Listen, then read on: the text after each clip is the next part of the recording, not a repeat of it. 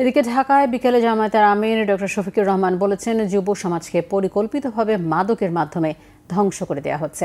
তিনি বলেন, জামায়াতে ইসলামী দেশ পরিচালনার দায়িত্ব পেলে যুব সমাজকে শক্তিতে পরিণত করা হবে। রবিবার রাজধানীর মিরপুর 22 টিকিতে জামায়াতের আমিরের নিজ নির্বাচনী আসন ঢাকা 15-তে জনসংযোগে তিনি এই আশ্বাস দেন। ডক্টর শফিকুর রহমান বলেন, জামায়াত ক্ষমতায় গেলে কর্মক্ষেত্রে নারীদের নিরাপত্তা ও সম্মান নিশ্চিত করা হবে। বলেন, দুর্নীতি ও চাঁদাবাজি বন্ধ করলে দেশ 1 বছরে বদলে যাবে 25% আর 5 বছরে বদলে যাবে শতভাগ।